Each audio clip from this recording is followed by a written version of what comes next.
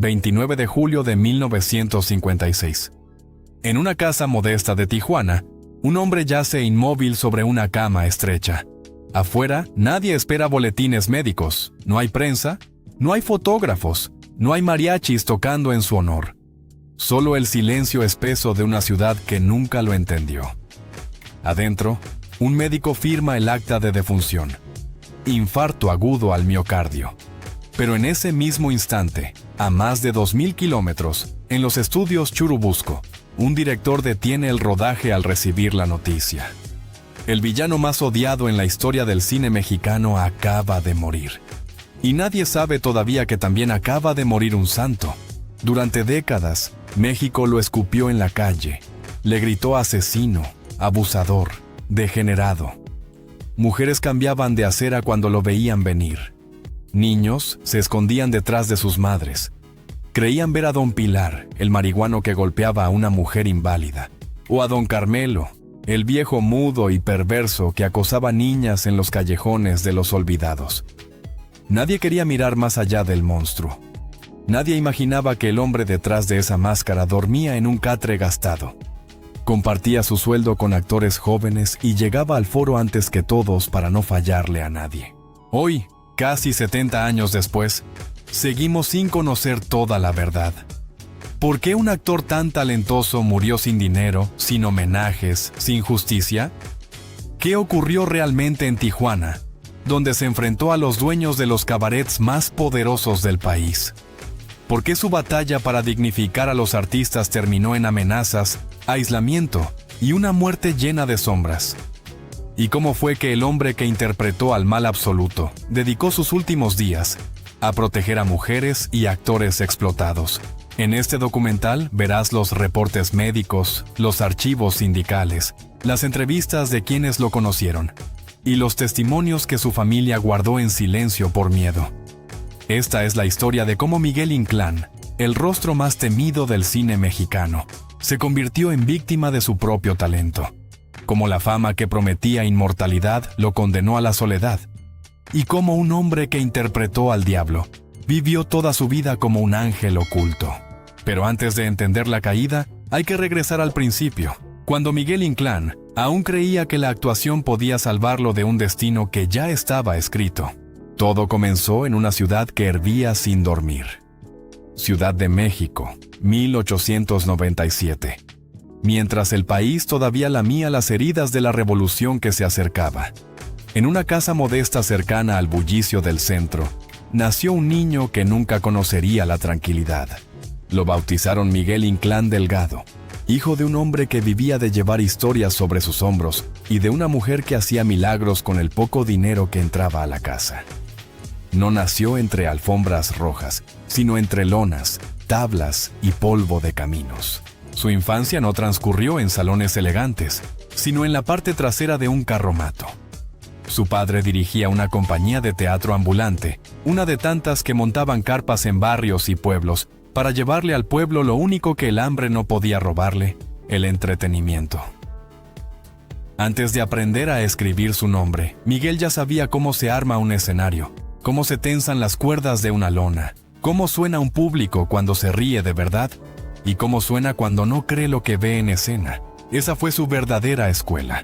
Mientras otros niños jugaban en la calle, él jugaba entre vestuarios sudados y máscaras gastadas. Lo despertaban de madrugada para desmontar la carpa. Lo dormían en sillas unidas como cama improvisada. Lo alimentaban con lo que alcanzaba después de pagar la renta del terreno y a los músicos. Nadie le preguntó si quería ser actor. El teatro lo eligió a él mucho antes de que pudiera decidir. En las noches frías, se quedaba mirando por una rendija de la lona cómo el público explotaba en carcajadas o se quedaba en silencio absoluto frente a una escena dramática. Ahí entendió algo que lo marcaría para siempre. El miedo y la risa se parecen mucho cuando se viven en masa. No era el único en la familia tocado por el escenario. Años más tarde, su hermana Lupe se convertiría en uno de los rostros más recordados de la comedia mexicana. La criada entrometida, la vecina chismosa, la mujer del pueblo que hacía reír con solo levantar una ceja. Dos hermanos, dos destinos opuestos dentro del mismo universo. Ella destinada a provocar carcajadas, él destinado a encarnar el lado más oscuro del ser humano. Pero en esos primeros años, antes de que existieran los reflectores, solo eran dos niños corriendo entre cajas, probándose narices postizas y aprendiendo a leer guiones antes de aprender a leer libros. Las carpas eran un mundo brutal y honesto. Si el chiste no funcionaba, el público lo hacía saber con chiflidos y objetos lanzados al escenario. Si un drama no conmovía, la gente se levantaba y se iba. Miguel creció viendo a actores veteranos llorar detrás de las cortinas porque una escena no salió como esperaban. Ahí aprendió que el público es juez, jurado y verdugo, que cada noche se comienza desde cero, que el respeto no se compra, se gana a base de verdad. Y esa verdad se le fue marcando en la cara, en el cuerpo, en la forma de caminar. En los años 20, mientras México intentaba reconstruirse después de la violencia revolucionaria, las carpas se convirtieron en el espejo distorsionado del país. Ahí se burlaban de políticos, se exageraban miserias, se contaban historias de ladrones, caciques, curas hipócritas, borrachos y prostitutas que el cine todavía no se atrevía a mostrar. Miguel, adolescente, empezó a subir al escenario para cubrir papeles pequeños. Un campesino, un borracho, un soldado cobarde. No tenía líneas importantes, pero ya había algo inquietante en su mirada. Algo que hacía que el público lo recordara, aunque solo apareciera 2 minutos. En esos escenarios de lona, compartió tablas con figuras que más tarde se volverían leyenda. Cantinflas, todavía lejos de ser el personaje global que todos conocen, pulía su estilo entre chistes y pantalones caídos. Jesús Martínez, Palillo, lanzaba dardos contra los políticos disfrazados de chistes. Miguel observaba, aprendía en silencio, copiaba gestos, cadencias, respiraciones. Mientras ellos elegían el camino de la risa y la burla, él iba descubriendo que su fuerza estaba en otra parte. En el silencio tenso, en el gesto contenido, en la amenaza que no se dice pero se siente. La vida en las carpas no era romántica. Lluvias que destruían funciones enteras, deudas con los dueños de los terrenos, borrachos que se subían al escenario a provocar pleitos, policías que pedían sobornos para dejar trabajar. Miguel conoció la humillación muy pronto, dormir sin cenar, presentarse enfermo porque no había reemplazo, ver a su madre remendar el mismo traje una y otra vez para que pareciera nuevo. Esa precariedad se le fue clavando bajo la piel. Cuando años después interpretara a hombres miserables, explotadores, enfermos de poder, lo haría recordando a los verdaderos monstruos que había visto sentado en las primeras filas de aquellas carpas. Con el paso del tiempo, su cuerpo maduró como si hubiera sido diseñado por un director de casting. Frente ancha, cejas espesas, pómulos marcados, mandíbula dura, ojos pequeños que podían volverse cuchillos con solo entornar los párpados. No era un galán, nunca lo sería. Y eso, lejos de ser una condena, se convirtió en su mayor arma. Mientras otros soñaban con ser héroes románticos, él empezaba a entender que el mundo necesitaba a alguien que encarnara el miedo. Llegaron los años 30 y con ellos un murmullo nuevo. El cine sonoro mexicano empezaba a despegar. Algunos actores de carpas se burlaban de esa pantallita, convencidos de que nada podía reemplazar el aplauso en vivo. Otros, en silencio, sabían que ahí estaba el futuro. Miguel fue de los segundos. Una noche, tras una función agotadora, un hombre de traje oscuro se acercó a la parte trasera de la carpa. No vino a reírse, vino a fichar rostros. Se presentó como representante de una productora que buscaba caras fuertes para el cine. No necesitaban galanes, ya tenían varios. Necesitaban algo más difícil de encontrar.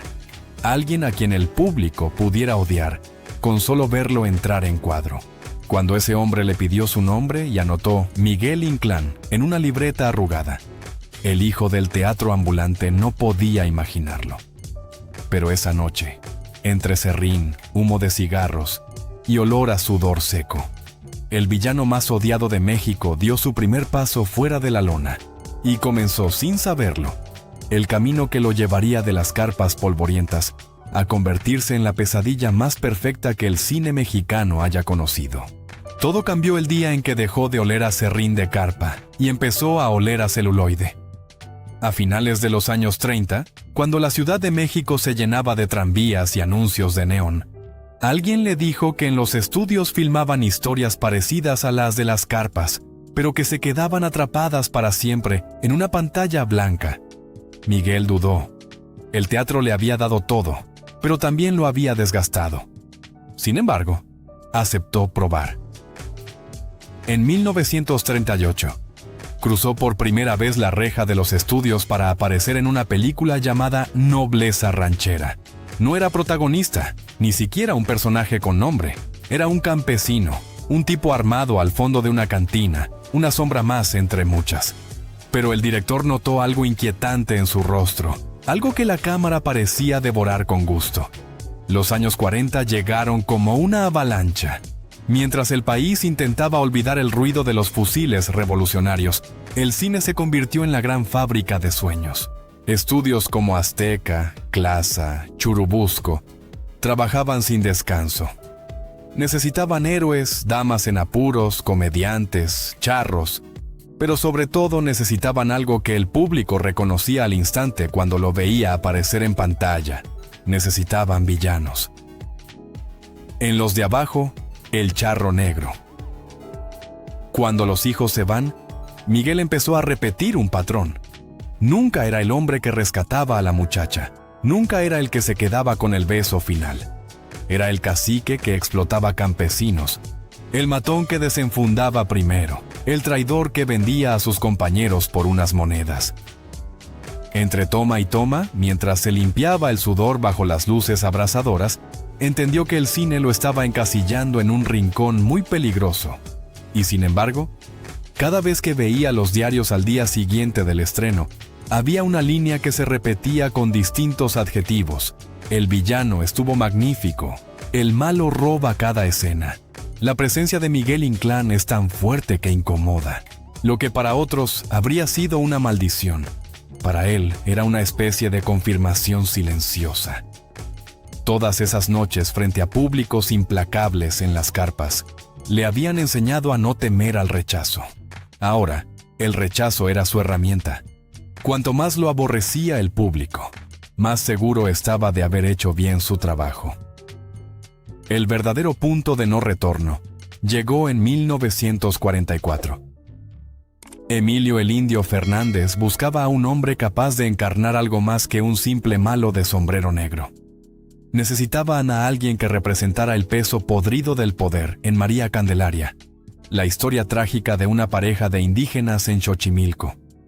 Le hablaron de un actor de rostro duro, de ojos que podían volverse puñales con solo entrecerrarse, de una presencia que helaba la sala incluso antes de pronunciar una palabra.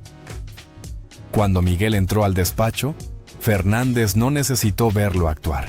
Lo miró caminar hasta la silla, lo vio sentarse con esa mezcla de timidez y firmeza, y supo que don Damián ya tenía cara, cuerpo y alma. En el rodaje de María Candelaria, Miguel hizo algo que lo marcaría para siempre. No interpretó a un hombre malo porque sí. Don Damián no era un demonio abstracto. Era el resultado de un país enfermo de clasismo y codicia. Cada vez que miraba con deseo sucio al personaje de Dolores del Río, recordaba los ojos de hombres que había visto en las carpas, esos que pagaban por una función pero venían buscando otra cosa. Cada vez que humillaba al personaje de Pedro Armendáriz, pensaba en los caciques que había conocido en pueblos donde la palabra del patrón valía más que cualquier ley. Ese odio no salía de la nada. Venía destilado de años de observar la miseria humana desde la primera fila. El público no lo supo entonces, pero algo se quebró ese año. María Candelaria ganó premios, viajó por el mundo. Fue celebrada como obra maestra, y con esa gloria también se consolidó una condena silenciosa para Miguel. A partir de ese momento, productores y directores dejaron de verlo como un actor versátil y empezaron a verlo como la encarnación perfecta del mal. Ya no llamaban a Miguel, llamaban al villano. Si había que diseñar a un cacique brutal, pensaban en él. Si el guión necesitaba a un hombre capaz de una crueldad que hiciera temblar al público, el primer nombre en la lista era el suyo. En los pasillos de los estudios se corrió un rumor que nadie se atrevía a decirle en la cara: «Cuidado con Inclán, se roba las películas». No porque fuera simpático o seductor, sino porque cada vez que entraba en cuadro, la atención se concentraba en su figura como si el resto se desdibujara. A los galanes les convenía tenerlo como enemigo. Un héroe brilla más cuando el monstruo que enfrenta es inolvidable. Miguel lo sabía y aceptaba ese destino con una mezcla extraña de orgullo y resignación. Mientras otros soñaban con afiches donde su rostro apareciera en el centro, él empezaba a sospechar que su misión era otra: ser el espejo donde México vería todo lo que no quería reconocer de sí mismo. Para finales de la década, el niño que había dormido sobre tablas húmedas en carpas polvorientas se había convertido en el hombre al que media nación detestaba desde la butaca. Todavía no lo llamaban por su nombre cuando lo veían en la calle. Le gritaban Don Damián, maldito, desgraciado, o simplemente se apartaban. Él sonreía con esa media sonrisa triste que pocos conocían. No sabían que lo peor aún no llegaba. Faltaban unos años para que la palabra villano se quedara pegada a su piel como una condena definitiva, para que sus personajes cruzaran una línea que no tendría regreso. La línea donde el público ya no distingue dónde termina la ficción y empieza la vida real. El punto de quiebre llegó en 1948, el año en que el odio salió de la pantalla y empezó a perseguirlo por la calle. Nosotros los pobres se estrenó en un México que se reconocía en cada ladrillo húmedo de los vecindarios que aparecían en la película. Pedro Infante era el hombre bueno, el carpintero noble que cargaba con todas las injusticias del mundo. Pero para que ese héroe funcionara, alguien tenía que encarnar la miseria moral más absoluta. Ahí entró Miguel Inclán, y ese alguien se llamó Don Pilar.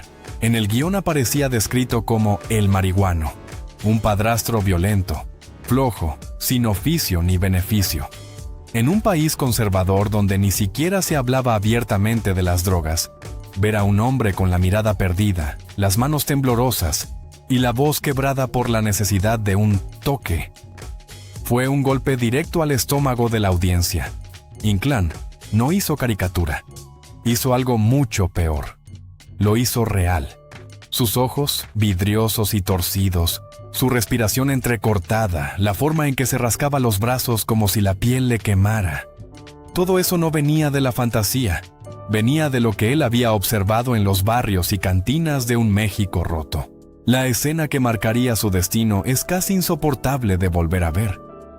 Don Pilar, desesperado por dinero para su vicio, se lanza contra una mujer en silla de ruedas, la madre de Pepe el Toro. Ella no puede defenderse, apenas levantar los brazos en un gesto inútil mientras los golpes caen. No hay música heroica, no hay corte elegante, solo la crudeza de un hombre reventando lo poco que queda de dignidad en una casa pobre. En los cines, las mujeres se tapaban la boca. Algunos hombres se levantaban indignados. Otros murmuraban insultos contra el actor como si estuvieran frente a un criminal real. Salió de esa película siendo algo más que un villano de ficción. Las crónicas de la época cuentan que las madres cambiaban de acera cuando lo veían acercarse, que los niños se escondían detrás de las faldas de sus abuelas, que en los mercados le gritaban «¡Maldito marihuano! ¿Cómo le pegaste a la paralítica?». Nadie decía Miguel Inclán. Todos le decían Don Pilar. El personaje se había comido al hombre. Si nosotros los pobres lo convirtió en el hombre más despreciado del país, Los Olvidados lo consagró como el rostro definitivo de la corrupción moral de todo un sistema. En 1950, Luis Buñuel llegó a México dispuesto a filmar lo que nadie quería ver. La infancia rota en los barrios más negros de la capital necesitaba a alguien que representara no solo la maldad individual, sino la podredumbre de una época. Y volvió a salir el mismo nombre, Miguel Inclán. Don Carmelo no era un villano de bigote retorcido.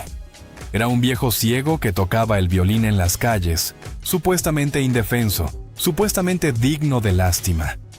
Pero detrás del bastón y de las gafas oscuras, había un explotador de niños, un depredador de chicas jóvenes, un nostálgico de la dictadura de Porfirio Díaz, que suspiraba por el tiempo en que todo estaba mejor, mientras destrozaba uno por uno a los que tenía cerca.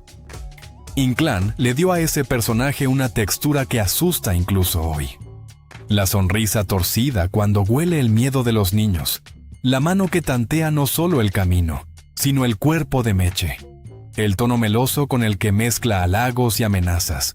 La cámara de Buñuel lo seguía de cerca, sin filtros, sin piedad. No había escapatoria para el público. Tenían que verlo, tenían que escucharlo, tenían que soportar ese veneno destilado en cada gesto. Cuando Los Olvidados fue atacada por denigrar la imagen de México, Don Carmelo se convirtió en símbolo de lo que muchos querían barrer bajo la alfombra. Y otra vez, en la mente del pueblo, ese símbolo tenía nombre y apellidos: Miguel Inclán. Imagina esto: sales del cine en 1950, con el corazón encogido por la tragedia de Jaibo, de Pedro, de Meche. Y lo primero que ves, semanas después, es al mismo rostro cruzando la calle hacia ti. No hay redes sociales, no hay entrevistas donde el actor explique su método, no hay programas de entretenimiento dulcificando su imagen. Solo hay la memoria fresca de un viejo que golpea niños con un bastón y que intenta manosear a una muchacha en un cuarto miserable. ¿Cómo separas al actor del monstruo? La mayoría no lo hacía. Algunos lo escupían, otros lo maldecían, unos cuantos le daban la espalda en silencio, como si el simple acto de mirarlo fuera una traición a las víctimas de sus personajes. Lo más cruel es que su éxito como villano era la materia prima que hacía brillar a los demás. Pedro Infante parecía más noble frente a su brutalidad en Nosotros los Pobres. Los niños de Los Olvidados parecían más inocentes frente a la perversión de Don Carmelo. Inclán cargó con la basura moral de todos para que los héroes lucieran más limpios. Él mismo lo intuía cuando decía, medio en broma, medio en serio, que su trabajo era recoger el odio del público para que los demás recibieran los aplausos. En los estudios, su reputación profesional era impecable. Llegaba puntual, sabía sus líneas, obedecía las indicaciones sin caprichos, pero en el imaginario colectivo, se había convertido en algo más que un actor. Era el rostro del miedo. Cada nuevo guión que le ofrecían empujaba un poco más la línea. Un cacique más cruel, un padre más violento, un patrón más corrupto. Y cada vez que aceptaba, sellaba un poco más la condena pública sobre su propia persona. A finales de los 50, mientras sus colegas eran invitados a programas de radio para cantar, contar chistes o hablar de sus amores, a Miguel casi nunca lo llamaban para nada que no fuera morir, golpear, humillar o traicionar en pantalla. Su oficio consistía en ser odiado. Su talento consistía en hacerlo tan bien que el público olvidara que todo era una mentira. Y el precio de esa perfección fue altísimo. El país entero lo castigó como si los crímenes de Don Pilar y de Don Carmelo los hubiera cometido Miguel Inclán con sus propias manos.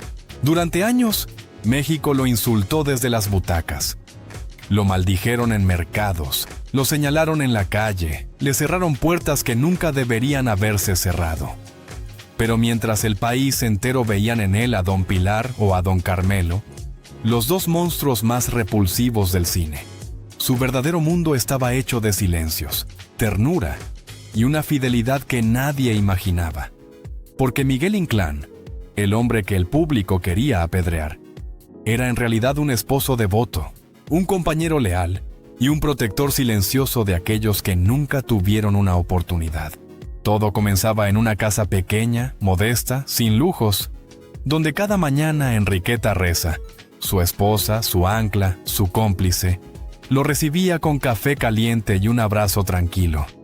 En la pantalla ella solía interpretar a mujeres duras, de carácter fuerte, pero en casa era su refugio. Caminaban juntos a los estudios, compartían camerinos, Se daban consejos antes de cada escena. La industria los veía como un matrimonio extraño. Dos actores sin glamour, sin escándalos, sin titulares. Dos obreros del cine que se acompañaban sin ruido. Y sin embargo, eran más sólidos que cualquier pareja de revista. Ningún periodista podría haber inventado un romance paralelo. No existía. Su amor era simple, cotidiano, profundamente adulto. Él jamás levantó la voz contra ella. Ella jamás lo dejó solo. Pero su bondad iba más allá de su casa. En los estudios, mientras todos creían que él era un ser humano abominable, Miguel hacía algo que jamás contó. Algunos días llegaba temprano porque había pasado a comprar pan y café para el equipo técnico que ganaba una miseria.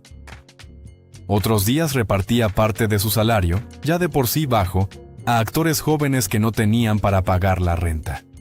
Si veía a una extra llorando por no tener dinero para volver a casa, él sacaba discretamente un billete de su bolsillo. Nunca firmó autógrafos, pero siempre dio lo que tenía. Su fama en el gremio era la de un hombre tímido, gentil, casi frágil. Lo contrario absoluto del monstruo que México creía conocer. Y hay un detalle que revela por qué lo llamaban santo entre bambalinas. Cuando terminaba una película, de esas donde mataba, humillaba, traicionaba, Miguel volvía a casa triste. No por remordimiento, sino por agotamiento emocional. Me duele llevar tanta maldad en la piel, le confesó una vez a Enriqueta. Actuar esos papeles le pesaba, como si cada escena se incrustara en su pecho. Jamás disfrutó de la crueldad de sus personajes. Al contrario, la sufría. Pero nunca rechazó un papel porque sabía lo que significaba para la industria. Sabía que su trabajo ayudaba a construir héroes, historias, mundos enteros. Su entrega era profesional, pero también moral. Alguien tenía que cargar con el odio del público. Él aceptó esa carga, sin quejarse, sin pedir aplausos. Mientras tanto, su situación económica era casi una ironía del destino. El hombre que aparecía en películas icónicas, que trabajaba con los directores más grandes, vivía con lo justo. Los actores de reparto recibían salarios modestos, y a diferencia de los protagonistas, Miguel trabajaba casi sin descanso para sostener a su familia y ayudar a la extensa dinastía Inclán. Nunca tuvo coche de lujo ni mansión. A veces caminaba kilómetros hasta los estudios porque prefería ahorrar para enviar dinero a sus sobrinos. Su grandeza estaba en lo que hacía cuando nadie lo veía. Y sin embargo, su bondad más profunda se vio en los momentos de crisis. Cuando algún actor caía en desgracia, cuando un camarógrafo enfermaba, cuando una maquillista perdía su hogar por incendio, Miguel siempre era el primero en tocar la puerta con comida, cobijas, ropa. No hablaba, no opinaba, no pedía nada, solo ayudaba. Como si quisiera compensar, con sus actos, la oscuridad que el cine le adjudicaba. Años después, uno de los directores que trabajó con él lo resumiría así: Miguel era el villano ideal para la cámara y el ser humano más bueno fuera de ella. Y tenía razón. Esa dualidad insoportable, ser odiado por millones y amado por unos pocos, marcó su existencia. Porque el público lo veía como un demonio, pero su familia sabía la verdad. Miguel Inclán era un ángel que el cine disfrazó de monstruo, y ese disfraz, con el tiempo, terminaría devorándolo.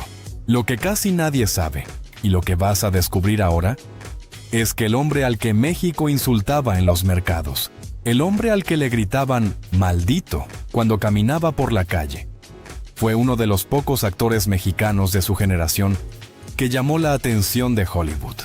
Sí, Hollywood.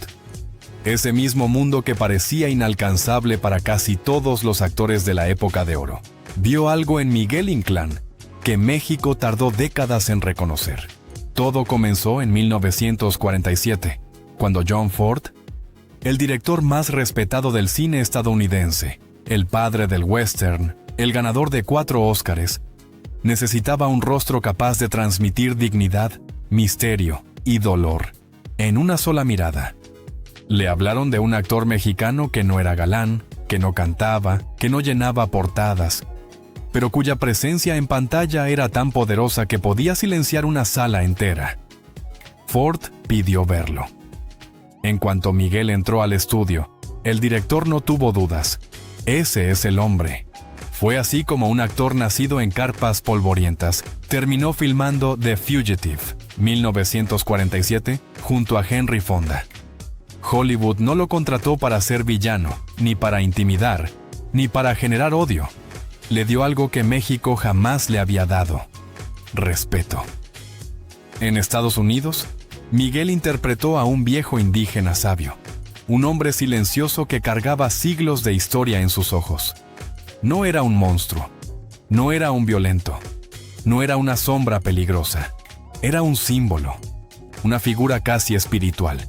Y luego llegó otra llamada, esta vez de Fort Apache, 1948, donde compartió set con John Wayne y Shirley Temple.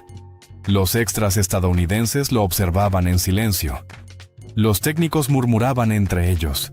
Los directores asistentes decían que nunca habían visto a un actor moverse tan lento, tan medido, tan profundo, como si su cuerpo entero fuera un instrumento afinado para una sola nota emocional. En un Hollywood que trataba a los actores latinos como relleno, Miguel se movía como si hubiera nacido para estar frente a esa cámara. Pero aquí viene el giro cruel de esta historia. México casi no habló de eso. Mientras en Estados Unidos su trabajo aparecía en notas de cine, en su propio país seguían gritándole Don Pilar, Don Carmelo, marihuano, desgraciado. El hombre que había compartido escenas con Henry Fonda no podía caminar con tranquilidad por la Merced sin que alguien lo escupiera por sus personajes. El monstruo que México veía era el mismo hombre que Hollywood había visto como un intérprete monumental. Esa es la línea más dolorosa de su biografía, porque además, y esto casi nadie lo sabe, Miguel no solo sabía interpretar el mal, también sabía encarnar la bondad con una pureza que desarmaba. En Salón México, 1949, interpretó a un policía noble, íntegro, incapaz de corromperse aun cuando todo en su entorno estaba podrido. Su actuación fue tan sensible que el director Emilio Fernández llegó a decir que había sido uno de los personajes más difíciles de filmar. Inclán tenía demasiada tristeza en los ojos para ser malo todo el tiempo. Pero esa película, casi nadie la recuerda. En Los pobres siempre van al cielo, 1951. Fue sacerdote. Un hombre tierno, protector, profundamente humano. En el rodaje, cuentan que los niños lo seguían entre los sets porque les parecía bueno de verdad. Esa era su otra cara. La que nadie quería ver, la que no vendía boletos, la que no llenaba titulares. Y ahí está la tragedia. Hollywood lo aplaudió por su profundidad. México lo castigó por su talento. En un país que necesitaba héroes claros y villanos claros, Miguel terminó atrapado en la sombra que él mismo había construido para servir a las películas que todos adoraban. Pero su versatilidad, su verdadero don, quedó enterrada bajo montañas de insultos. Si hoy preguntas cuál fue su mejor papel, todos responden uno de sus villanos. Casi nadie menciona que Hollywood lo filmó como un sabio. Casi nadie recuerda que fue un policía honesto, un sacerdote compasivo, un hombre capaz de interpretar la luz igual que la oscuridad. La historia prefirió quedarse con el monstruo. Pero aquí viene lo más duro. Cuando Miguel volvió de Hollywood, lleno de elogios silenciosos, esperando quizá una oportunidad nueva, México le ofreció exactamente lo mismo. El papel del villano, el monstruo, el mal.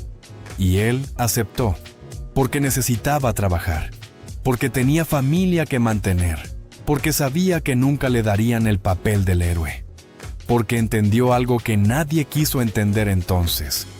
A veces, el actor más grande de un país es aquel al que el público decide odiar, y esa decisión marcó el principio del final. Y aquí viene la parte que casi nadie conoce. La parte que no salió en los periódicos, que su familia evitó comentar durante años, y que explica por qué Miguel Inclán murió solo, lejos de la gloria y del cine que él ayudó a construir. Porque su final no tuvo nada que ver con Hollywood. ni con sus villanos, ni con la fama. Su final tuvo que ver con una guerra silenciosa. Una guerra que eligió él mismo y que le costó la vida. A mediados de los años 50, cuando su cuerpo ya resentía décadas de trabajo, de desvelos y de cargar con la maldad de sus personajes, Miguel aceptó un puesto que muchos rechazaron por miedo. La ANDA lo nombró representante en Tijuana, una ciudad donde el espectáculo convivía con la noche, el alcohol, las apuestas y un submundo que nadie quería enfrentar. Una ciudad dominada por cabarets, bares de mala muerte y empresarios que veían a las artistas como mercancía. El objetivo de Miguel: proteger a los actores, proteger a las mujeres, proteger un oficio que él consideraba sagrado. Pero esa decisión lo metió en la boca del lobo. Cuando llegó a Tijuana, se encontró con una realidad brutal. Jóvenes artistas obligadas a trabajar sin contratos, salarios miserables, explotación disfrazada de entretenimiento nocturno y dueños de cabarets enriquecidos a costa de cuerpos ajenos. Miguel, el hombre que en pantalla parecía capaz de todo, se plantó frente a ellos con la misma firmeza con la que interpretaba a un villano. Solo que esta vez no actuaba. Prohibió que los miembros de la ANDA se presentaran en establecimientos donde hubiera explotación. Denunció abusos. Desafió a empresarios que estaban conectados con redes de poder que le superaban. Organizó marchas pequeñas, silenciosas pero contundentes. Mostró carteles con advertencias que decían: "Aquí no se respeta al artista". Y ahí empezó el problema. Los dueños de los cabarets no estaban acostumbrados a que alguien les dijera no. Mucho menos un actor que, para ellos, era solo un rostro temido por el público pero fácil de aplastar en la vida real. Lo empezaron a perseguir, a vigilar, a enviarle mensajes amistosos. "Déjalo así, no te metas. No ganas nada peleando por gente que ni conoces". Pero Miguel no retrocedió, porque en el fondo siempre había sido así. Un hombre que usaba su cuerpo para contar historias y su alma para defender a los débiles. Con el tiempo, las amenazas se hicieron más directas. Gente armada rondando su casa, silbidos en la noche, sombras que desaparecían cuando él abría la ventana, y algo peor: soledad. La ANDA no podía protegerlo. Sus compañeros en el centro del país estaban lejos, y su esposa, Enriqueta, veía cómo el hombre que ella amaba se consumía entre estrés, insomnio y miedo. Pero aún así, seguía luchando. Y entonces, en junio de 1956, su hermana Lupe murió. La comediante que había sido su luz desde la infancia. Su equilibrio emocional se resquebrajó. Un mes después, 25 de julio de 1956, Miguel Inclán amaneció muerto. Acta de defunción: infarto agudo al miocardio. Versión oficial. La versión extraoficial decía otra cosa: que la tensión, las amenazas y la guerra contra los cabarets habían cobrado su precio final. Que aquel corazón noble no aguantó más.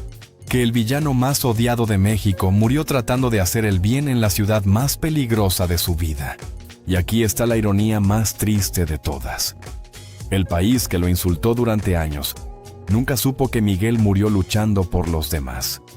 Un monstruo en la pantalla. Un héroe silencioso fuera de ella. Esa fue su última batalla. La que nadie aplaudió.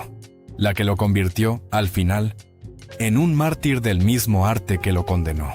El final de Miguel Inclán no tuvo reflectores, no tuvo homenajes, no tuvo el ruido que acompañó toda su vida profesional. Su muerte fue el contraste más brutal de su carrera. Un hombre tan inmenso en pantalla y tan invisible en sus últimos días. El 25 de julio de 1956, en una casa modesta de Tijuana, su corazón simplemente se detuvo. Un infarto, dijo el acta. Un agotamiento total, dicen los que lo conocieron. Un costo emocional y físico de una vida entera cargando sombras que nunca le pertenecieron. Y una guerra silenciosa, la que había librado contra los cabarets y los abusos del espectáculo nocturno, que terminó aplastándolo cuando ya no tenía fuerzas para seguir. Lo encontraron tranquilo, como si por fin hubiera podido soltar un peso que llevaba décadas cargando. No había prensa afuera, no había fotos, no había mariachis tocando canciones de despedida. En la ciudad que lo vio enfrentar amenazas, insultos y noches enteras sin dormir, encontró su último descanso. Irónico. El hombre que interpretó a los villanos más repulsivos de México murió como mueren los hombres buenos, en silencio. Su hermana Lupe, la comediante que siempre fue su luz, había muerto apenas un mes antes.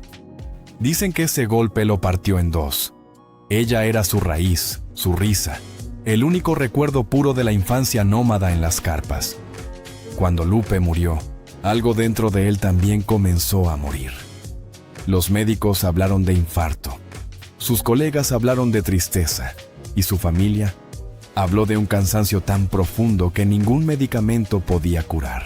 El público nunca supo su verdad. Para muchos, murió el viejo ciego de los olvidados, o el marihuano de nosotros los pobres. Pero para quienes lo conocieron de verdad, actores jóvenes a quienes ayudó, extras que recibieron comida de sus manos, técnicos que escucharon su risa tímida entre toma y toma. Lo que murió ese día fue uno de los seres humanos más nobles que ha parido el cine mexicano. Fue enterrado en el Panteón Jardín de la Ciudad de México. Ningún titular ocupó la primera plana. Ningún noticiero abrió la emisión con su nombre. Y sin embargo, en cada proyección de la época de oro, su sombra aparece, su gesto inquietante renace, su presencia vuelve a llenar la pantalla. Porque aunque México lo odiaba cuando estaba vivo, lo convirtió en inmortal cuando murió. Y aquí está la parte más hermosa, la que casi nadie cuenta. Miguel dejó un legado vivo, un legado que respira, que ríe, que actúa. La dinastía Inclán. Rafael Inclán, su sobrino nieto, uno de los actores más versátiles y queridos de México. Alfonso Sayas, maestro de la picardía cinematográfica. Chóforo, rostro entrañable de la comedia nacional. Todos ellos llevan una chispa del hombre que abrió el camino sin pedir nada a cambio. Todos ellos crecieron escuchando historias de un tío que el público confundió con un demonio, pero que en su casa era pura bondad. Y quizás eso sea lo más doloroso y al mismo tiempo lo más bello de su historia. Miguel Inclán nunca fue lo que México creyó. No fue un monstruo, no fue un villano, no fue un abusador, ni un marihuano, ni un hombre perverso. Fue un actor tan perfecto que el país entero olvidó que todo era ficción.